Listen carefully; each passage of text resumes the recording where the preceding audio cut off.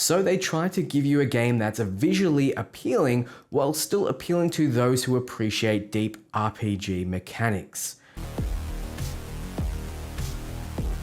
Hey guys, Dantix here, back with some more Cyberpunk 2077 news. Recently, the Games Machine YouTube channel interviewed Daniel Dury, principal gameplay animator at CD Projekt Red. Master Drake97 on Reddit has translated parts of the interview, and it contains information on the RPG mechanics, like bullet sponging and enemy levels. It also talks about their inspirations, like a walled ancient city in Hong Kong, animations, mocaps, classes, and more on Mike Pondsmith.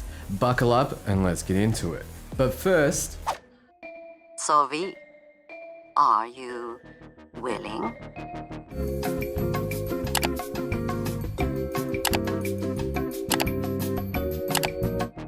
Yeah, I'm in. It's a big goal, but I'm trying to get to 200k by the end of the year. I know with your help, it'll be possible. Thanks so much, guys. Okay, when looking for inspiration for Night City, the developers looked to many real-world sources. One was Kowloon Walled City in Hong Kong. It was a former military base turned into a walled-off, self-contained city of over 50,000 people, and I didn't even know this existed. The city was layered in a way that light didn't even make it to the ground floor. It was a lawless enclave, filled with crime, prostitution, drugs, and containing no government whatsoever. Since there were many criminals there, they had to work out rules to coexist. The developers then researched how the city was built, what professions worked and lived there, and got an idea of how people functioned in this oppressive system. As of 1995, the city was evicted and mostly demolished in which is now a city park. Just from these images, you can see where the mega buildings of Night City get their inspiration. This city dated back to the Song Dynasty, so coexisting had to have occurred between gangs running the streets, and I imagine this was a lot of the basis of how they'll do it in Night City as well. Moving on to animations, when it comes to first person and even enemy reactions, the developers didn't use mocap technology. They used motion capture to guide, but all first person animations were made frame by frame, as mocap just didn't feel right in first person.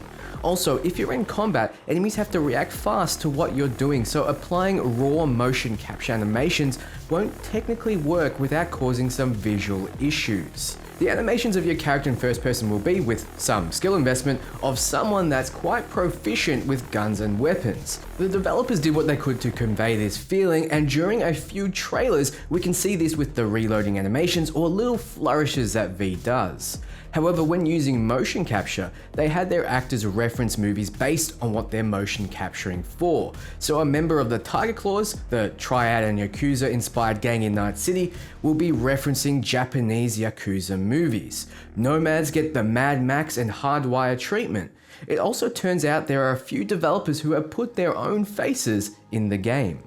Everything you see in Night City NPC-wise is made and set by animators, which probably added to the reason it's taken so long to come out. Even your shadow needed a 3D model recreated while it's animating, so it looks right when reflecting against a surface.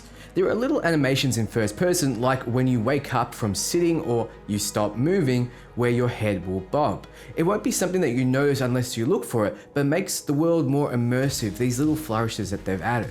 Moving on, it turns out Mike Pondsmith, the original creator of the Cyberpunk universe, was very active during pre-production and helped adapt the pen and paper RPG to a video game. They tried to keep the same names from the Cyberpunk pen and paper RPG, such as factions, NPCs, weapons, and skills, for example the Kreznikov, which you saw in the 48-minute gameplay demo. But they thought about implementing classes like the solo, techie, journalist, politician, and rocket boy from the RPG, but ultimately they would need a specific backstory to make sense and would have needed their own specific playstyle. So if you pick a Netrunner, for example, that's all you can do and you won't be great with weapons, whereas now you can build your character any way you see fit. When asked about the length of the game, they gave the answer they've been given for years, that you'll get a lot of hours in the game.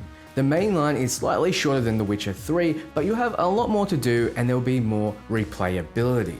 Finally, we have more clarity on the RPG aspects of the game. First, let me reiterate that levels matter. You'll get progressively stronger and more proficient as time goes on.